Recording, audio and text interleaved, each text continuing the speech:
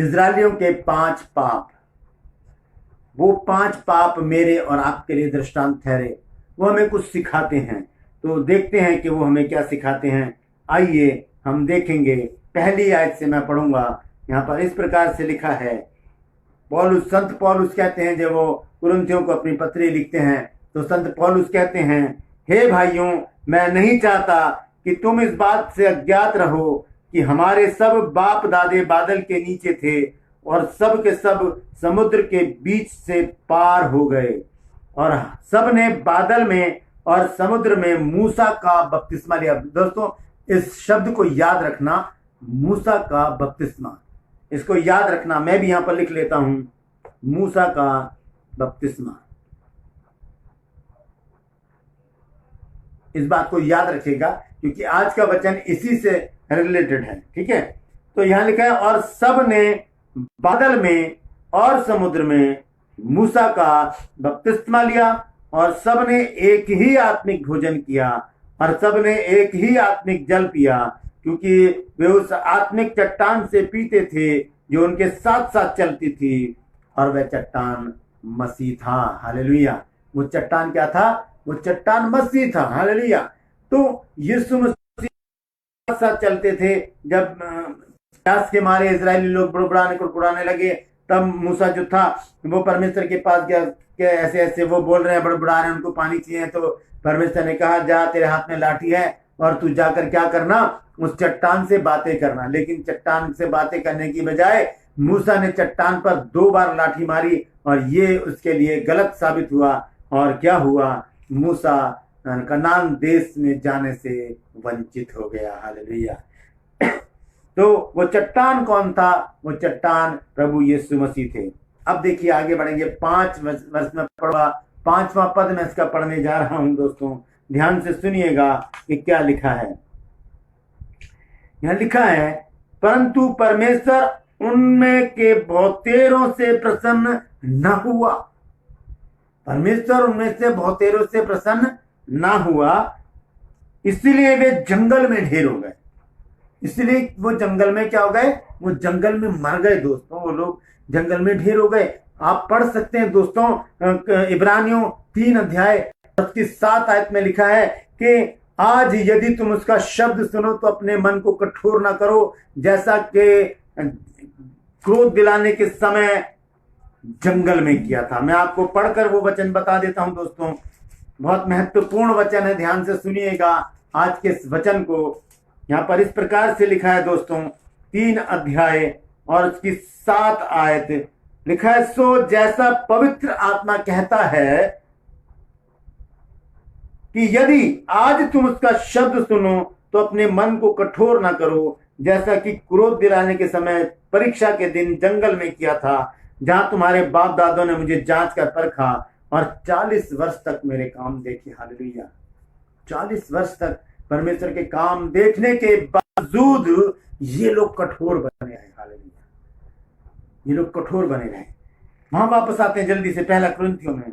वहां पर लिखा है, 6 पद में पढ़ रहा हूं, ध्यान से सुनिए दोस्तों क्या लिखा है। ये बातें हमारे लिए दृष्टांत ठहरी हैं। ये 5 बातें हैं दोस्तों जो हमारे लिए दृष्टांत ठहरी हैं। मैंने आपको एक शब्द बोला है शुरू में, उसे याद रखिएगा। वो शब्द है मूसा का बपतिस्मा। हालेलुया। उसे स्मरण रखिएगा, याद रखिएगा। मैं आगे चलकर उसका जिक्र करने वाला हूं। तो 6 पद में लिखा है, ये बातें हमारे लिए दृष्टांत ठहरी। अब यहां पर मैं 5 वो गुनाह हैं जो इजरायलियों ने किए। वो 5 गुनाह। सबसे पहला गुनाह क्या था? लिखा है, जैसा उन्होंने लालच किया वैसा ही हम बुरी वस्तुओं का लालच ना करें। हालेलुया। जैसा उन्होंने लालच किया वैसा ही हम भी बुरी वस्तुओं का लालच ना करें। और हम पढ़ते हैं, जब परमेश्वर ने मूसा को व्यवस्था दी और जब मूसा को 10 आज्ञाएं दी, तो उसमें एक आज्ञा थी कि तू लालच ना करना। दोस्तों, मैं उसको पढ़कर आपको बताऊंगा। एक बहुत महत्वपूर्ण बात है, बहुत ही गहरे भेद की बात है। आप उसे लिख लीजिएगा, लिख लीजिएगा उसको। निर्गमन 20 अध्याय में पढ़ने जा रहा हूं। पहला पद पढ़ूंगा पहले उसका। लिखा है, तब परमेश्वर ने सब वचन कहे कि मैं तेरा परमेश्वर यहोवा हूं, जो तुझे दासत्व के घर अर्थात मिस्र देश से निकाल लाया है। तू मुझे छोड़ दूसरों को ईश्वर करके ना मानना, तू अपने लिए कोई मूर्ति खोद कर ना बनाना, ना किसी की प्रतिमा बनाना, जो आकाश में व पृथ्वी पर व पृथ्वी के जल में हो। हालेलुया। तू उसको दंडवत ना करना। सीधी सी बात परमेश्वर ने बोली है कि तू मूर्ति पूजा ना करना। अब देखते हैं आखिरी जो आज्ञा है वो क्या है। आखिरी आज्ञा, पहली आज्ञा क्या थी कि तू मूर्ति पूजा ना करना। आखिरी आज्ञा, तू किसी के घर का लालच ना करना, ना तो किसी की स्त्री का लालच करना, ना किसी के दास दासी का व बैल गधे का, ना किसी की किसी भी वस्तु का लालच करना। दोनों बातें ध्यान रखिए दोस्तों। अब मैं नए नियम में से 2 आयतें आपको पढ़वाना चाहता हूं। ध्यान से सुनिए वहां पर क्या लिखा है। सबसे पहले मैं इफिसियों निकालूंगा और उसका 5 अध्याय, इफिसियों 5 अध्याय और उसकी 5 आयत। लिखा है, क्योंकि तुम ये जानते हो कि व्यभिचारी या अशुद्ध जन या लोभी मनुष्य की जो मूर्ति पूजने वाले के बराबर हैं। लालच किसके बराबर है? मूर्ति पूजा के बराबर। दोस्तों मैं एक बात आपको क्लियर कर देना चाहता हूं। मैं जब क्लास लेता हूं तो मैं स्टूडेंट से पूछता हूं, अपने छात्रों से पूछता हूं कि मूर्ति पूजा किसे कहते हैं। तो उनके मन में एक ही, क्योंकि हमारे दिमाग में जो चीज डाल दी जाती है वही हमेशा बनी रहती है, तो कहते हैं वो किसी पत्थर को या किसी लकड़ी को पूजना। नहीं दोस्तों, नहीं, मूर्ति पूजा उसे नहीं कहते। मूर्ति पूजा का अर्थ है परमेश्वर से पहले किसी भी चीज को, किसी भी वस्तु को, किसी भी मनुष्य को पहला स्थान देना, वो मूर्ति पूजा होता है। चाहे वो धन हो, चाहे वो स्त्री हो, पुरुष हो, बॉयफ्रेंड हो, गर्लफ्रेंड हो, धन दौलत हो, जमीन जायदाद हो, रिश्तेदार हो, एनीवन, कोई भी हो, अगर हम परमेश्वर से पहले उसको अपने जीवन में स्थान देते हैं तो हम मूर्ति पूजा कर रहे हैं दोस्तों। हालेलुया। हम दूसरों के ऊपर इल्जाम न लगाएं कि वो तो मूर्ति पूजा नहीं, वो तो फिर भी विश्वास के साथ कर रहे हैं, लेकिन हम जीवित परमेश्वर को एक साइड करके किसी दूसरी चीज को अपने जीवन में पहला स्थान देते हैं, वो गलत है। वो मूर्ति पूजा है दोस्तों। और लालच है वो लालच है। यहाँ पर दोनों बातों को मिला दिया है। वचन में लिखा है, क्योंकि ये जानते हो कि किसी व्यभिचारी या अशुद्ध जन या लोभी मनुष्य की जो मूर्त पूजने के बराबर है, मसीह और परमेश्वर के राज्य में मिरास नहीं है।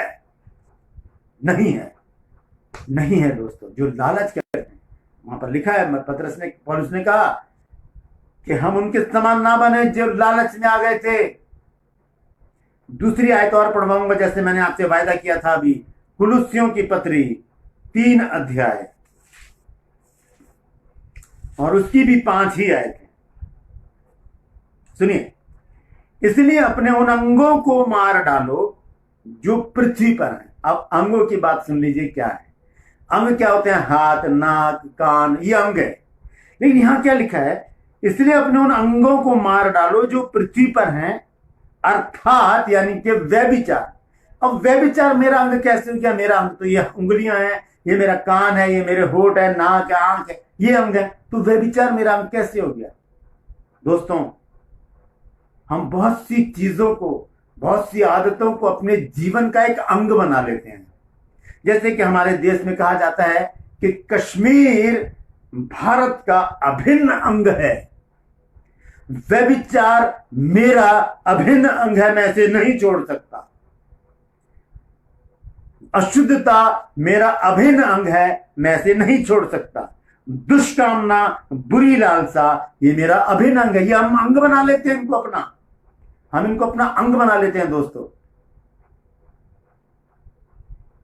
यहां वचन कहता है, इसलिए अपने उन अंगों को मार डालो जो पृथ्वी पर है, अर्थात का अर्थ होता है यानी व्यभिचार, अशुद्धता, दुष्कामना, बुरी लालसा। अब आखिर में क्या लिखा है, ध्यान से सुनिए। लोभ, जो मूर्ति पूजा के बराबर है। लालच मूर्ति पूजा के बराबर है दोस्तों, हालेलुया। लालच मूर्ति पूजा के बराबर है। इसीलिए वहां पर हम देखते हैं, कुरिन्थियों में वापस आते हैं 6 आयत में, 6ठे पद को मैं दोबारा से पढ़ूंगा, ध्यान से सुनिए। 10वां अध्याय, पहला कुरिन्थियों 10वां अध्याय 6 पद में लिखा है, ये बातें हमारे लिए दृष्टांत ठहरी कि जैसे उन्होंने लालच किया था।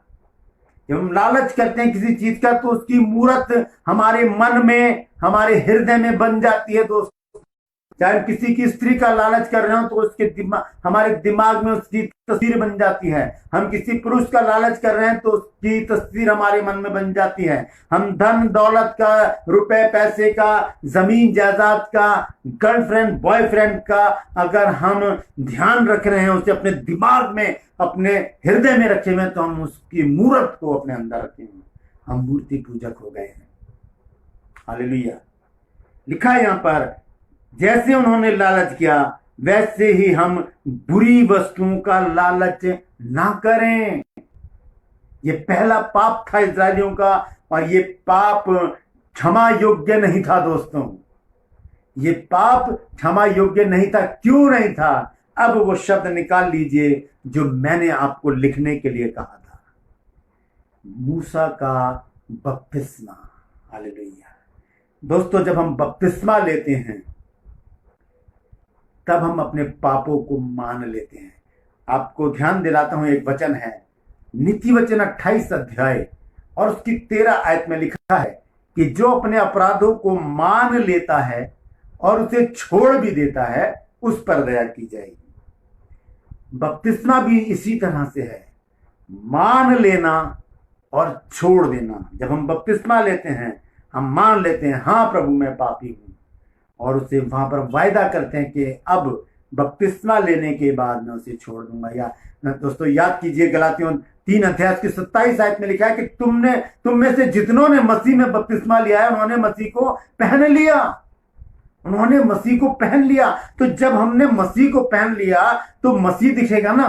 तो फिर अंदर क्या व्यभिचार हो, अंदर अशुद्ध कामनाएं हो, अंदर लालच हो हमारे, तो फिर कैसे मसीह में हम बने रह सकते हैं दोस्तों? वो दृष्टांत हमारे लिए है दोस्तों। जब इजरायलियों ने पहला पाप क्या था? उन्होंने लालच किया। हालेलुया। देखते हैं गिनती की पुस्तक 11 अध्याय और उसकी 4 आयत में क्या लिखा है। पहली आयत से पढ़ूंगा। फिर वे लोग बुड़बड़ाने और यहोवा के सुनते बुरा कहने लगे। निदान यहोवा ने सुना और उसका कोप भड़क उठा, और यहोवा की आग उनके मध्य में जल उठी और छावनी के किनारे से भस्म करने लगी। तब लोग मूसा के पास जाकर चिल्लाए, और मूसा ने यहोवा से प्रार्थना की, तब आग बुझ गई और उस स्थान का नाम तबेरा पड़ा, क्योंकि यहोवा की आग वहां जल उठी थी। फिर जो मिली जुली भीड़ उनके साथ थी, और लिखा है, और वो इजरायली भी फिर रोने और कहने लगे कि हमें मांस खाने को कौन देगा? हमें वो मछलियां समन है जो हम मिस्र में सेत में खाया करते थे। इन चीजों का लालच इनके अंदर बना हुआ है अभी भी। ये लोग लालच में परमेश्वर के विरुद्ध बुड़बुड़ाने से भी नहीं चुके। दोस्तों, ये बात मेरे और आपके लिए एक दृष्टांत है। हमें ना बुड़बुड़ाना है ना कुड़कुड़ाना है। वचन में लिखा है तीमुथियुस में कि संतोष सहित भक्ति बड़ी कमाई है। हालेलुया। 6 अध्याय की 5 आयत में लिखा है कि संतोष सहित भक्ति बड़ी कमाई है। हालेलुया। तो यहाँ पर पहला दृष्टांत हमने देख लिया। पहली बात जो है, पहला पाप क्या है? लालच। जो इजरायलियों ने किया वो हमारे लिए, मेरे और आपके लिए क्या है? वो दृष्टांत के रूप में है। दूसरी चीज देखेंगे, 7 वचन पढ़ूंगा मैं, 7वां वचन 7वां पद में पढ़ने जा रहा हूं दोस्तों। यहां पर इस प्रकार से लिखा है, पहला कुरिन्थियों 10 अध्याय 7वां पद, और ना तुम मूरत पूजने वाले बनो जैसा कि उनमें से कितने बन गए थे, जैसा लिखा है कि लोग खाने पीने बैठे और खेलने कूदने उठे। हालेलुया। यहाँ पर अब उस मूरत पूजने की बात आ गई। आइए देखते हैं कि वहां पर लिखा क्या है। निर्गमन 32 अध्याय में इस बात का जिक्र किया गया है। मैंने निकाल के रखी हैं सारी वर्सेस ताकि समय खराब ना हो। 32 अध्याय और इसकी पहले आयत से मैं पढ़ूंगा। यहाँ लिखा है, जब लोगों ने देखा कि मूसा को पर्वत से उतरने में विलंब हो रहा है, तब वे हारून के पास इकट्ठे होकर कहने लगे, अब हमारे लिए देवता बना जो हमारे आगे आगे चले, क्योंकि उस पुरुष मूसा को जो हमें मिस्र देश से निकाल लेकर आया है, हम नहीं जानते कि उसका क्या हुआ। हारून ने उनसे कहा, तुम्हारी स्त्रियों और बेटे बेटियों के कानों में सोने की जो बालियां हैं उन्हें तोड़कर लाओ, उतारो और मेरे पास लाओ। तब सब लोगों ने उनके कानों से सोने की बालियों को तोड़कर उतारा और हारून के पास लाए, और हारून ने उन्हें उनके हाथ से लिया और एक बछड़ा ढालकर बनाया और टांकी से गढ़ा। तब वे कहने लगे, हे मिस्र देश से छुड़ा लाया है वो यही है। कैसे निर्बुद्धि लोग हैं, जीवित परमेश्वर को छोड़कर अपने हाथ से बनाई हुई एक मूरत को पूजने लगे। ये बात हमारे लिए दृष्टांत के रूप में है दोस्तों। यहाँ पर लिखा है, ना तुम में कोई मूरत पूजने वाले बनो, जैसा कि उनमें से कितने बन गए थे। और जैसा लिखा है कि वो खाने पीने उठे और खेलने कूदने के लिए उठे और वहां पर बहुत सारे लोग नाश हो गए। हालेलुया। तीसरा पाप हम देख रहे हैं दोस्तों, 8 वचन में पढ़ूंगा। और ना हम व्यभिचार करें जैसा उनमें से कितनों ने किया, और एक ही दिन में 23,000 मर गए। लालच, मूर्ति पूजा, व्यभिचार, ये तीनों एक दूसरे के पूरक हैं दोस्तों। ये तीनों एक दूसरे के पूरक। अगर व्यभिचार आएगा तो लालच भी आएगा, और लालच जब आएगा तो वो मूर्ति पूजा बन जाएगा। हालेलुया। यहाँ पर लिखा है कि और हम व्यभिचार ना करें जैसा उनमें से कितनों ने किया था। ये बहुत अच्छा टॉपिक है दोस्तों। मैं तैयार कर रहा हूं एडल्ट्री के ऊपर एक मैसेज, और वो वचन मैं आपके पास लेकर आऊंगा और वो इसी से रिलेटेड होगा। और नीति वचन में बहुत सारी बातें वहां पर लिखी हैं, उसमें से मैं कुछ वचन लेकर आऊंगा। और जो मेरा मेन वर्स होगी वो होगी इब्रानियों 13:5 है। वहां लिखा है कि विवाह सब में आदर की बात समझी जाए, बिछौना निष्कलंक रहे। हालेलुया। तो ध्यान दीजिएगा और वेट कीजिएगा उस मैसेज का, जब मैं उस मैसेज को लेकर आऊंगा। हालेलुया। तो यहाँ पर लिखा है कि 8 पद में, और ना हम व्यभिचार करें जैसा उनमें से कितनों ने किया, और एक ही दिन में 23,000 मर गए। ये तीसरा पाप था इजरायलियों का। चौथा पाप, और ना हम प्रभु को परखें जैसा उनमें से कितनों ने किया, और सांपों के द्वारा नाश किए गए। परमेश्वर को परखना भी हमारे लिए सही नहीं है दोस्तों। जब हम उसे पिता कहते हैं तो अपने पिता को कौन परखता है दोस्तों? अपने पिता को कोई नहीं परखता। हालेलुया।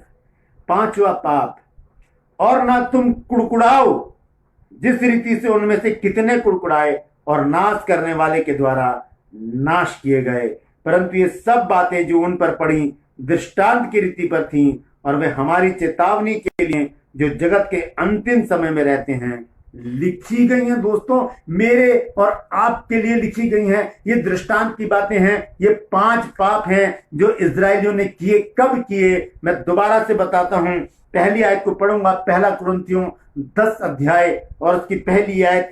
यहां पर इस प्रकार से लिखा, हे भाइयों, मैं नहीं चाहता कि तुम इस बात से अज्ञात रहो कि हमारे सब बाप दादे बादल के नीचे थे और सब के सब समुद्र के बीच में पार हो गए। ध्यान से सुनिए, दूसरे पद में क्या लिखा है जो इस वचन का बेस है दोस्तों। और सब ने बादल में और समुद्र में मूसा का बपतिस्मा लिया। हालेलुया। हम शुरू से देखते आ रहे हैं बपतिस्मे की कहानी दोस्तों। मूसा का बपतिस्मा होता है, फिर हम आगे चलते हैं तो नूह का बपतिस्मा होता है, हम आगे चलते हैं तो योना का बपतिस्मा होता है, और इस तरह से चलते चलते हम पूरी पुस्तक में देख सकते हैं बपतिस्मे पर बपतिस्मा, क्योंकि ये एक विधि है, ये धार्मिक विधि है। जब यीशु मसीह ने यूहन्ना से बपतिस्मा लिया तब कहा कि अभी तो ऐसा ही होने दे, क्योंकि हमें सारी धार्मिकता को ऐसे ही पूरी करना है। हालेलुया। ऐसे ही पूरी करना। दोस्तों, बपतिस्मा जो है बहुत महत्वपूर्ण है मेरे और आपके लिए। मैं आपको आज बपतिस्मे का अर्थ बताना चाहता हूं। ध्यान से सुनिए क्या है। निकाल लीजिए मेरे साथ पहला पत्रस और उसका 3 अध्याय।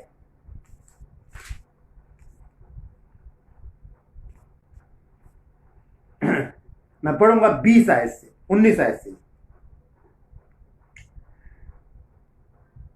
उसी में उसने जाकर कैदी आत्माओं को भी प्रचार किया जिन्होंने उस बीते समय में आज्ञा ना माना, जब परमेश्वर नूह के दिन ठहरा रहा और वह जहाज बन रहा था, जिसमें बैठकर थोड़े लोग अर्थात 8 प्राणी पानी के द्वारा बच गए। और उसी पानी का दृष्टांत भी अर्थात बपतिस्मा यीशु मसीह के जी उठने के द्वारा अब तुम्हें बचाता है। बपतिस्मा हमको क्या करता है? यीशु मसीह के जी उठने के द्वारा हमें बचाता। ध्यान से सुनिएगा, अब मैं बपतिस्मे का अर्थ बताने जा रहा हूं। दोस्तों, यहाँ पर लिखा है उससे शरीर के मैल को दूर करने का अर्थ नहीं है, परंतु शुद्ध विवेक से परमेश्वर के वश में हो जाने का अर्थ है। शुद्ध मन से परमेश्वर के वश में, पवित्र हृदय से, पवित्र सोच से, पवित्र शरीर से, पवित्र आत्मा से परमेश्वर के वश में हो जाते हैं हम जब हम बपतिस्मा लेते हैं। और अगर उसके बाद हमने लालच कर लिया, और अगर उसके बाद हमने मूर्त पूजा कर ली, और अगर उसके बाद हमने व्यभिचार कर लिया, और अगर उसके बाद हमने परमेश्वर को परख लिया, और अगर उसके बाद हम बुड़बुड़ाने कुड़कुड़ाने लगे परमेश्वर के, तो दोस्तों इजरायलियों की तरह हम नाश हो जाएंगे। हालेलुया। हमारा परमेश्वर जलन रखने वाला परमेश्वर है। हालेलुया। अनुग्रहकारी भी है, वो विलंब से कोप भी करता है, दुख देकर पछताता भी है, दयालु भी है, लेकिन वो जलन रखने वाला ईश्वर भी है, वो काट डालने वाला परमेश्वर भी है, वो भस्म करने वाली आग भी है। हालेलुया। तो ऐसा परमेश्वर हमसे क्या चाहता है दोस्तों, कि हम जब बपतिस्मा हमने ले लिया है तो हम उसमें बने रहें। जब इन लोगों ने मूसा का बपतिस्मा ले लिया, उसके बाद इन्होंने 5 प्रकार के पाप किए दोस्तों, और उसका हश्र क्या हुआ? ये लोग जंगल में नाश हो गए। सिर्फ 2 व्यक्ति थे जो कनान देश में गए, यहोशू और कालेब। और कोई नहीं गया दोस्तों। क्यों? क्योंकि इन्होंने अपनी इच्छाओं को पूरा किया बपतिस्मा लेने के बाद भी। एक चीज और बताता हूं आपको दोस्तों, गलातियों की पुस्तक उसका 3 अध्याय और उसकी 27 आयत में देखें क्या लिखा है। हालेलुया। देखेंगे गलातियों की पुस्तक उसका 3 अध्याय और उसकी 27 आयत में पढ़ रहा हूं, सुनिए क्या लिखा है। और तुम में से जितनों ने मसीह में बपतिस्मा लिया है, उन्होंने मसीह को पहन लिया है। हालेलुया। अब जिस चीज को हम पहन लेते हैं दोस्तों, तो वही नजर आएगी दूसरों को, और हमारा शरीर नजर नहीं आएगा। हमने यीशु मसीह को पहना हुआ है दोस्तों। अब परमेश्वर को कौन दिखना चाहिए? यीशु मसीह दिखना चाहिए। शैतान को कौन दिखना चाहिए? यीशु मसीह दिखना चाहिए। अगर हम व्यभिचार करेंगे, अगर हम लालच करेंगे, मूर्त पूजेंगे, बुड़बुड़ाएंगे, कुड़कुड़ाएंगे, परमेश्वर को परखेंगे, तो कहां रहेगा ये हमारा पहना वस्त्र? वो चला जाएगा, क्योंकि यीशु मसीह पवित्र है। हालेलुया।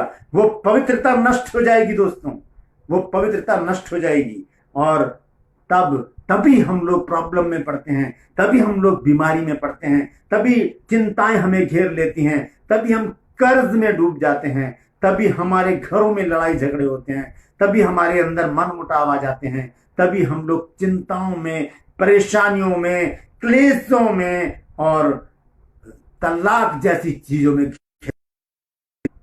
हालेलुया। क्यों? क्योंकि हमने यीशु मसीह को पहनने के बाद हमने फिर वही काम करे जिनको हमने छोड़ने का वायदा किया था। याद कीजिए, प्रकाशित वाक्य 2 अध्याय और उसकी 5 आयत में, 4 और 5 आयत में वचन कहता है कि तूने अपना पहला सा प्रेम छोड़ दिया है, तो चेत करके तू कहां से गिरा है और पहले के समान काम कर, नहीं तो मैं तेरे दीवट को आकर हटा दूंगा। हालेलुया। उस स्थान से हटा दूंगा। पहला सा प्रेम क्या है दोस्तों? पहला सा प्रेम है वो बपतिस्मा, जब हम सब कुछ छोड़कर कहते हैं कि अब हमें बपतिस्मे से कोई नहीं रोक सकता, और हम प्रभु प्रभु प्रभु प्रभु करते रहते हैं। तब यीशु मसीह के अलावा हमारे मुंह से कोई बात नहीं निकलती, और हम पास्टर जी से जाकर कहते हैं, पास्टर जी मुझे बपतिस्मा लेना है, चाहे कुछ भी हो जाए मुझे बपतिस्मा लेना है। और हम बपतिस्मा लेते हैं, पानी से बाहर आते हैं, और उसके बाद धीरे धीरे दिन बीतते चले जाते हैं, हम बैकस्लाइड होते जाते हैं, हम पुराने जीवन में आ जाते हैं, हम फिर नशा करने लगते हैं, हम फिर व्यभिचार में आ जाते हैं, हमारे अंदर फिर गाली गलौच आ जाते हैं, हम फिर लड़ाई झगड़ों में लग जाते हैं, हम फिर आवारागर्दी में लग जाते हैं, हम फिर व्यर्थ की बातों में लग जाते हैं। धीरे धीरे धीरे हम फिर वही पुराने ठर्रे पे आ जाते हैं दोस्तों। इसीलिए वचन कहता है प्रकाशित वाक्य 2 अध्याय की 4 और 5 आयत में कि चेत करके तू कहां से गिरा है, क्योंकि तूने अपना पहला सा प्रेम छोड़ दिया है। बपतिस्मा हमारा पहला प्रेम है दोस्तों, जो हम प्रभु के साथ करते हैं। पहला यूहन्ना 5 अध्याय और उसकी 18 आयत। पहला यूहन्ना 5 अध्याय और उसकी 18 आयत मैं आपको पढ़कर बताता हूं वहां पर क्या लिखा है। हालेलुया।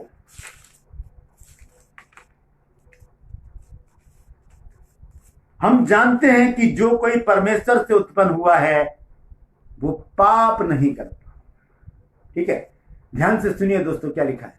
लिखा है हम जानते हैं कि जो कोई परमेश्वर से उत्पन्न हुआ है वो पाप नहीं करता। पहला यूहन्ना 5 अध्याय और उसकी 18 आयत में पढ़ रहा हूं दोस्तों।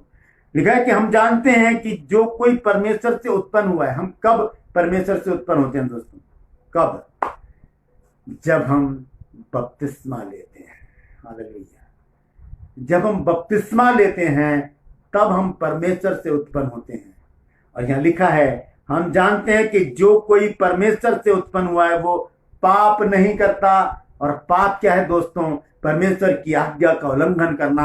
अगर परमेश्वर ने कहा कि झूठ नहीं बोलना तो नहीं बोलना। अगर हम झूठ बोल रहे हैं तो पाप कर रहे हैं। परमेश्वर ने कहा है कि व्यभिचार ना करना, अगर हम व्यभिचार कर रहे हैं तो पाप कर रहे हैं। परमेश्वर ने कहा है कि तू चुगली ना करना, अगर हम चुगली कर रहे हैं तो हम पाप कर रहे हैं। परमेश्वर ने कहा है कि तू नशा ना करना, अगर नशा कर रहे हैं तो हम पाप कर रहे हैं। परमेश्वर ने कहा है कि तू लड़ाई झगड़े ना करना, कर रहे हैं तो पाप कर रहे हैं। परमेश्वर ने कहा कि तू हत्या ना करना, चोरी ना करना, व्यभिचार ना करना, अगर हम कर रहे हैं तो हम पाप कर रहे हैं।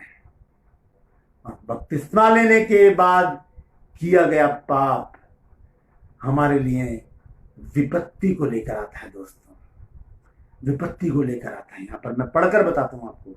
लिखा है हम जानते हैं कि जो कोई परमेश्वर से उत्पन्न हुआ है वो पाप नहीं करता, पर जो परमेश्वर से उत्पन्न हुआ है उसे वो बचा कर रखता है और वो दुष्ट उसे छूने नहीं पाता। अगर हम पाप नहीं करेंगे तो परमेश्वर हमको ऐसे अपने बाड़े में बचा कर रखेगा जैसे अय्यूब को परमेश्वर ने अपने बाड़े में छुपा कर रखा था। शैतान एंट्री ही नहीं कर पा रहा था वहां पर, और उसने कहा कि तूने तो बाड़ा बांध रखा है, मैं कैसे अंदर जाऊं। हालेलुया। जब परमेश्वर ने उस बाड़े को हटाया तब शैतान ने अय्यूब के जीवन में, उसके घर में, उसके परिवार में, उसके कारोबार में एंट्री की। हालेलुया। तो यहां पर दोबारा से पढ़ता हूं क्या लिखा है। हम जानते हैं कि जो कोई परमेश्वर से उत्पन्न हुआ है वो पाप नहीं करता, और जो परमेश्वर से उत्पन्न हुआ है उसे परमेश्वर बचा कर रखता है और वो दुष्ट उसे छूने भी नहीं पाता। हालेलुया। नहीं छूने पाएगा। तो दोस्तों इजरायलियों ने मूसा का बपतिस्मा लिया, और बपतिस्मे के बाद उन्होंने क्या क्या कुकर्म किए दोस्तों, इसीलिए वो लोग 40 साल तक भटकते रहे और वहीं पर ही नाश हो गए। क्या नहीं किया था परमेश्वर ने उनके लिए, क्या नहीं किया था। आइए उस वचन को देख लेते हैं कि परमेश्वर ने उनके लिए क्या किया था। नहेमिया की पुस्तक, अगर आप बाइबल लेकर बैठे हैं तो नहेमिया की पुस्तक निकाल लीजिए। मैं आपको बताना चाहता हूं उसका 9 अध्याय और उसकी 20 आयत से मैं पढ़ूंगा, 19 से पढ़ूंगा तो समझ में आएगा। तब तू जो अति दयालु है उनको जंगल में ना त्यागा, ना तो दिन को अगुवाई करने वाला बादल का खंभा उन पर से हटाया, और ना रात को उजाला देने वाला और उनका मार्ग दिखाने वाला आग का खंभा हटाया। बुड़बुड़ा रहे, कुड़कुड़ा रहे, कुकर्म कर रहे, फिर भी परमेश्वर इतना दयालु बना हुआ है। वरन तूने उन्हें समझाने के लिए अपने आत्मा को जो भला है दिया और अपना मन्ना उन्हें खिलाना न छोड़ा, और उनकी प्यास बुझाने को पानी देता रहा। और ध्यान से सुनिए, 40 वर्ष तक तू जंगल में उनका ऐसा पालन पोषण करता रहा कि उनको कुछ घटी ना हुई, ना तो उनके वस्त्र पुराने हुए और ना उनके पांव सूजे, उनके जूते तक नहीं फटे थे दोस्तों। उनके वस्त्र नहीं पुराने हुए, उनके जूते नहीं फटे। लिखा है यहां पर कि फिर तूने लिखा है कि ना तो उनके वस्त्र पुराने हुए और ना उनके पांव में सूजन आई। इतना सब कुछ करने के बावजूद फिर 5 पाप कर डाले उन लोगों ने, तो परमेश्वर ने इनको जंगल में ही नाश कर दिया दोस्तों। सिर्फ 2 ही व्यक्ति थे जो कनान में गए, एक था यहोशू और एक था कालेब। हालेलुया। इन्हीं दोनों को परमेश्वर ने कनान के लिए चुना। मूसा को भी वहां पर जाने का मौका नहीं मिला, गलती तो उसने भी की थी दोस्तों। हालेलुया। तो यहां पर मैं आपको बताना चाहता हूं दोस्तों कि जब हम बपतिस्मा, उसके बाद का जीवन परमेश्वर योग्य होना चाहिए, उसके पहले का नहीं। बपतिस्मे के बाद हम क्या कर रहे हैं? हम लालच तो नहीं कर रहे, हम मूर्ति पूजा तो नहीं कर रहे, हम प्रभु को परख तो नहीं रहे, हम बुड़बुड़ा कुड़कुड़ा तो नहीं रहे। बुड़बुड़ाना कुड़कुड़ाना परमेश्वर की आराधना का विपरीत है दोस्तों। अगर हम बुड़बुड़ा रहे हैं, कुड़कुड़ा रहे हैं, तो हम आराधना ना करके ऐसा काम कर रहे हैं। इसके विपरीत हमें क्या करना चाहिए? परमेश्वर की आराधना करनी चाहिए। हम बुड़बुड़ाएं कुड़कुड़ाएं नहीं, जैसे वहां पर कितने लोग बुड़बुड़ाए और हम व्यभिचारी बने उन लोगों की। ये 5 पाप उन्होंने किए जिनका जिक्र संत पौलुस ने किया है। 1 कुरिन्थियों 10 अध्याय 1 आयत से 8 आयत तक, 1 पद से 8 पद तक आप पढ़ सकते हैं। वहां पर 5 प्रकार के पाप उनके लिखे हैं और वो मेरे और आपके लिए दृष्टांत है दोस्तों। हमें चौकसी करनी होगी, हमें देखना होगा कहीं हम इन 5 में से किसी एक पाप में लिप्त तो नहीं है दोस्तों। वो एक पाप भी हमारे लिए भारी होगा। जरूरी नहीं कि 5 हों तब हमारे लिए भारी हो, नहीं, एक भी हमारे लिए भारी होगा। जल्दी से बता देता हूं कैसे। मान लीजिए कि कोई बहन कोई खीर बनाकर लाती है और नाली में से एक झाड़ू की तीली उसमें डालेगी और उसके किनारे पर, जैसे ग्लास है और उसके किनारे पर वो झाड़ू की तीली डाल देगी और कहेगी पास्टर जी ये खाओ, तो क्या मैं उसको खाऊंगा दोस्तों? मैं नहीं खाऊंगा। वो वहीं से थोड़ी खराब होगी, वो तो पूरी की पूरी खीर खराब हो गई दोस्तों। जब दूध फट जाता है और जब आप उस बर्तन को मांज लेते हैं और कहीं हल्का सा फटा हुआ दूध उस बर्तन में रह गया और हम ताजा दूध उसमें डालकर अगर उबाएंगे, तो क्या वो वहीं से फटेगा जहां पर वो दूध है? नहीं, सारा दूध फट जाएगा दोस्तों।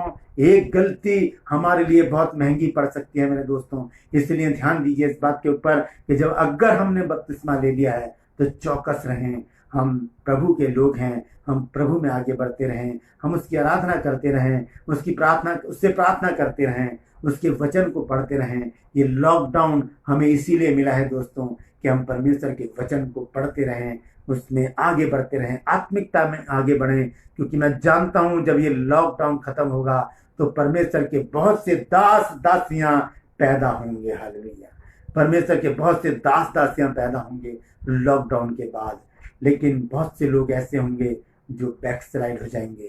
क्यों? क्योंकि फिर से उनकी जिंदगी वही हो जाएगी। अभी प्रॉब्लम है तो प्रभु प्रभु कर रहे हैं, लेकिन जब प्रॉब्लम खत्म हो जाएगी तो फिर से वो अपनी जिंदगी में चले जाएंगे। लेकिन हमें उनसे कुछ लेना देना नहीं। हमें अपने लिए रास्ता तैयार करना है, अपने लोगों के लिए रास्ता तैयार करना है, अपने अजीजों को बचाना है, अपने दोस्तों को, अपने परिवार वालों को, अपने कलीसिया के लोगों को बचाना है और उन लोगों को बचाना है जो हमें जानते हैं फेसबुक के द्वारा, यूट्यूब के द्वारा, सोशल नेटवर्क के द्वारा। हालेलुया। हमें उन्हें बचाना है दोस्तों। हालेलुया। तो व्यर्थ के काम छोड़कर हम परमेश्वर के काम में लग जाएं, क्योंकि समय निकट है, निशानियां दिखने लगी हैं प्रभु यीशु मसीह के आगमन की। तो तैयार हो जाइए, क्योंकि प्रभु यीशु मसीह द्वार ही पर खड़ा है। हालेलुया। परमेश्वर इन वचनों के द्वारा हम सबको आशीषित करे। आइए अंत में छोटी सी प्रार्थना करूंगा, उसके बाद मैं समाप्त करूंगा। हालेलुया। जीवित और महान दयालु पिता परमेश्वर, धन्यवाद, तेरा शुक्र, तेरी तारीफ और तेरी बड़ाई करता हूँ प्रभु आज के सुंदर वचन के लिए प्रभु, जिसके द्वारा तू हमसे बोला, हमसे बातचीत की। प्रार्थना करता हूँ प्रभु जी, आज हम सबके हृदय की गुड़ाई कर, ताकि जो वचन का बीज बोया गया है प्रभु जी वो फलवंत हो और वो 30, 60 नहीं 100 गुना, हजारों गुना फल लेकर आए प्रभु जी। ये वचन हम तक सीमित ना रहे, हम इसे आगे बढ़ाएं प्रभु, ताकि और भी लोग जो इस भ्रम में हैं, गलतियां कर रहे हैं प्रभु, वो चौकस हो जाए प्रभु और अपने जीवन को बचा लेंगे परमेश्वर। हालेलुया। हम में से हर एक जन को तैयारी का जीवन दे प्रभु, हम तेरे आगमन की तैयारी करें, ताकि जब तू आए तो हम तेरे साथ उठाए जाने वाले बन सकें। धन्यवाद देता हूँ प्रभु, तूने मेरी इस प्रार्थना को भी सुन लिया। यीशु मसीह के नाम से मांगता हूँ, आमीन, आमीन, फिर आमीन। Thank you Jesus. धन्यवाद देता हूँ आज के सुंदर समय के लिए जो परमेश्वर ने दिया है।